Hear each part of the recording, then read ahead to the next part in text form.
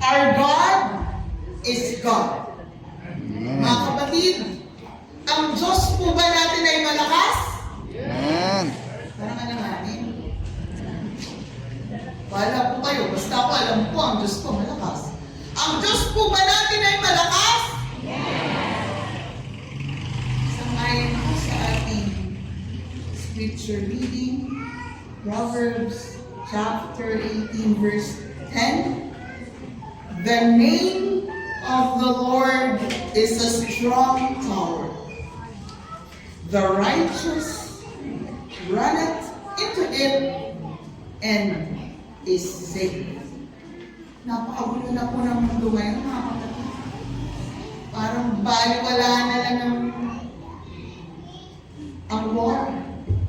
Dati nung bata ako, pag may konting kaguluhan, pag may kudeta, punong-puno ang simbahan. Dadating mo si Jesus, magsisimba na ako. Ngayon parang, digmaan ba ito? Parang po na lang. Sabi naman po sa atin sa salita ng Diyos na there will be wars and rumors of wars, and alam po natin na malapit na ang ating Panginoon. Ano tayo mag-pray? Mga kapatid, tinakot pa ang Diyos. Or katulad tayo ni Sarah, hindi lang tumawa. Gusto pang tulungan ng Panginoon. Ano sabi niya? Babe, sabi na kay Abraham, para magkatotoo yung sinabi magkakanak tayo, mag-hagar ka muna. Pinagkaproblema. Minsan ganyan tayo mga kapatid. Tutulungan pa natin ang Panginoon. Para natin siya matiskarte na. Malakas po ba ang Diyos natin? Sabi niya, pag Sabat na sa church tayo, di ba kala niya yung trabaho ko? Bahala niya yung school ko? Sabi niya eh. Problema niya yun. Hindi ko problema niya. Ano po sabi sa kanya? Hindi problema ang Sabat. Sabi ng Panginoon. Sabi, huwag ako pumasok sa school. Hindi ako papasok. Malakas po ba mga kapatid ang ating Diyos? Baka naman hindi po tayo.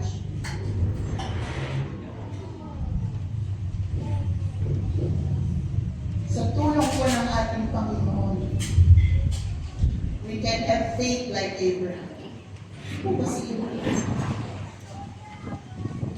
Yung kanyang only son, sabi sa kanya, handog na yung anak. Kaya niyo po yun, mga kapatid. Hindi ba sabihin mo, Lord, ano ko bibigyan mo ko ng anak? Ang anak ko, si dami ng bituin, eh bakit? Kinukuha mo? Ipapahandog mo sa akin.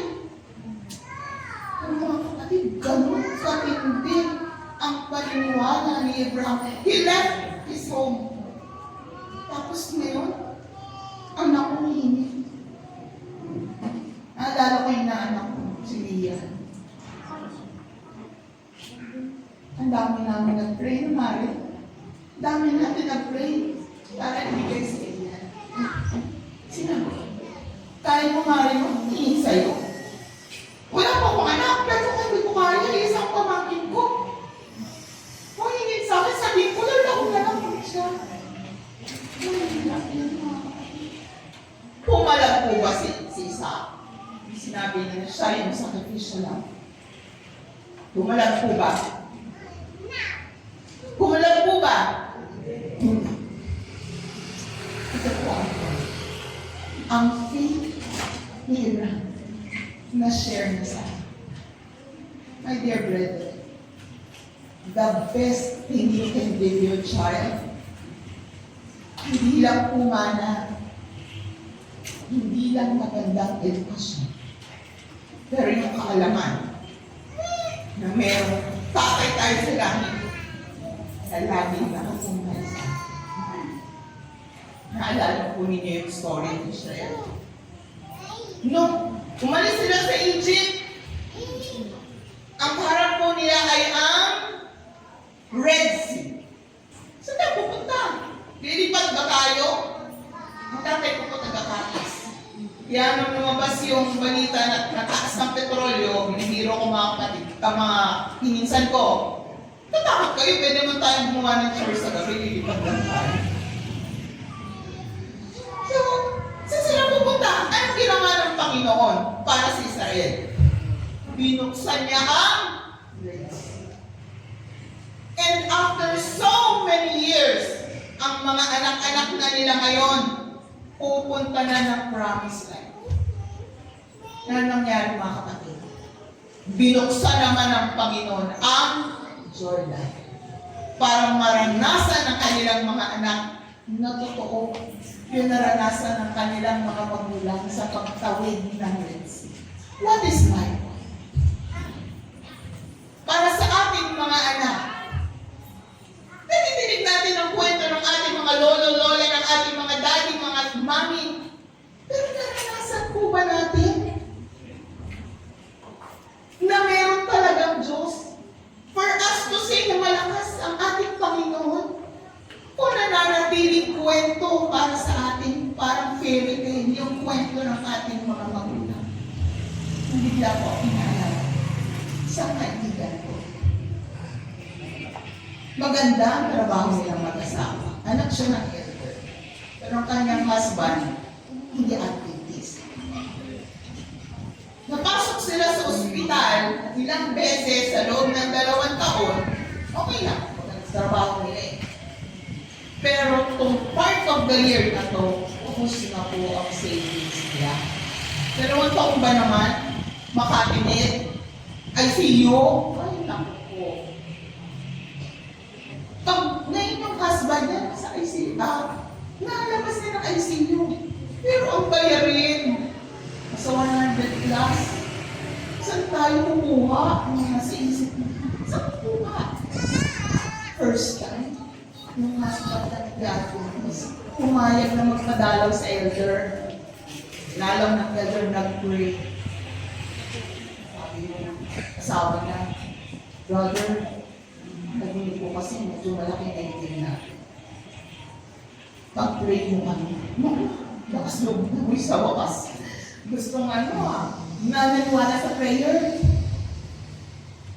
Tapos sabi daw ang asawa niya, oh, kumatakot, di ba sabi mo mayaman ng Diyos mo? Tinasulog niya, wala na silang pera. So pray siya ng pray ako naman, Lord, ngayon nga nagkaka-interest ng asawa ko sa religion ko. Mukhang sasabit pa tayo. So alam mo kung ginawa niya? Malasara. Kinausap na yung boss, yung asawa niya, sir, baka pwede kong mangutang. Paano ko, may kasulatan. Para ba, tinulungan na ang Diyos.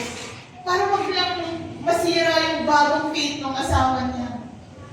Anyway, since nandun siya sa office, pumunta siya sa table ng asawa niya. Anong cut, nakita siya form.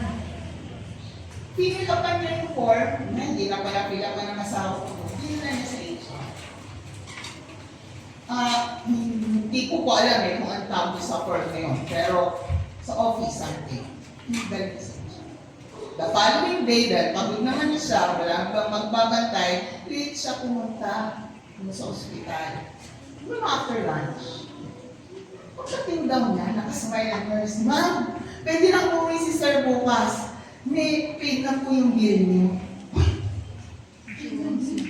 Ma'am, pwede bang malaman kung sino yung nagbayad ng bill para mapasalamatan ko? Ay, ma'am, hindi! Parang health insurance po, bayad kayo! Nakakapit yung form, nakikita ka niya. Sinabit sa HR, yun ang sumagot ng bill. Malakas po ba ang Diyos nyo? Minsan mga kapatid, God, in His wondrous ways, kaya po niya tayo yung nagtutulog. I can do all things through Christ who strengthens me. Nagtututo pa rin tayo mga kapatid. Kahit ang dami-dami ng miracles na binibigay ng Panginoon. Yung faith and contentment can only come from Christ. may isa po akong short story na share sa inyo na experience ko during the time of the pandemic. Yung iba po sa inyo, alam niyo na yung story ko. This happened December. Namatay ang daddy ko ng December 9. So, bago lang po ako ulit nag-work noon kasi a few weeks before my dad died, tinanggap ko yung work ko. So, syempre po, per project, wala akong sweldo. Per project. So, anyway, nabiyaran ng bills, ganyan-ganyan. To cut the long story short, ang laman na lang ng wallet ko, 5,000. 5,000 type ko. Kaya naman. Eh, syempre, magbabayad, may mga bayarin ka pa. Mga kapatid lang hinihingi ko. Hindi pa ako sanay naman ng pera eh. Hindi po kami mayaman. Pero I lived a comfortable life. And sanay na ako kasi sarili akong pera. Hinihinig ako, lukod ako. Hindi ko, Panginoon, wala naman ibang kasama sa bahay. Hindi ko, Panginoon, ito na lang pong pera ko sa wallet. Wala na po. Lapit na pong mag-Christmas na. Wala na po naman yung wallet ko. Pero hindi ko ito gagalawin, Panginoon. Fight mo ito eh. Bahala ka. Susundin ako ngayon ng mga tita Presi ko. Asawa ko na ang ko, siya yung treasurer. Bibigay ko sa kanya po. Bibigay ko po. Niyaya ako mag-SM ng mga pinsan ko. Hindi sila sanay na wala akong pera. Ang lalaki nagkamulag ng mga yun, 2 nurse, isang rante.